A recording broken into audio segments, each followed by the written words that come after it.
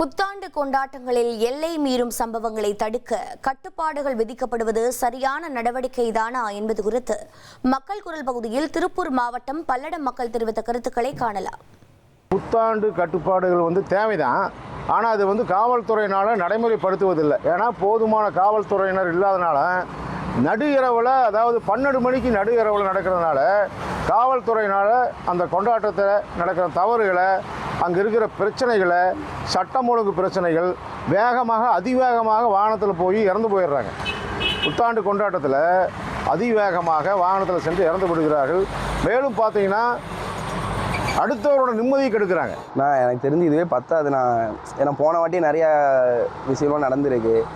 இப்போது இந்த ஸ்ட்ரீட்லலாம் வைக்கிறாங்கல்ல இந்த நியூ இயர் பார்ட்டி அப்படின்னு சொல்லிட்டு, அப்போலாம் அந்த பசங்களாம் என்ன பண்ணுறதுனா கொஞ்சம் அதாவது மது பழக்கம் அது இதுன்னு எதாவது பண்ணிட்டு எதாவது பிரச்சனை பண்ணிடுறாங்க. அதெல்லாம் கொஞ்சம் போலீஸ் கொஞ்சம் அதிகமாக பார்த்தாங்கன்னா நல்லாயிருக்கும்.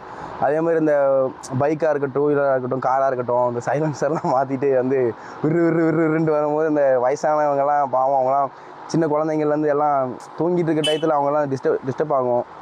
எவ்வளோ பேர் உடம்பு சரியில்லாமல் இருப்பாங்க. அதெல்லாம் கொஞ்சம் இல்லாமல் இருந்தால் நல்லாயிருக்கும். இருக்கிற காவல்துறையினர் பெண்களுக்காக நல்லா பாதுகாப்பு கொடுக்கணும்.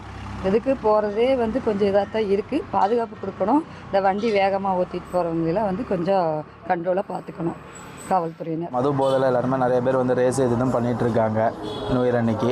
ஸோ அதெல்லாம் கொஞ்சம் கம்மி பண்ணால் நல்லாயிருக்கும். ஏன்னா நிறைய ஆக்சிடெண்ட்ஸ் தவிர்க்கலாம்.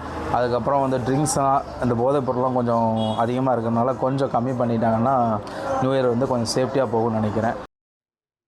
மக்கள் குரல் பகுதியில் பல்லடம் மக்கள் தெரிவித்த கருத்துக்களை பார்த்தோம். இனி செல்லும் இடமெல்லாம் செய்தி.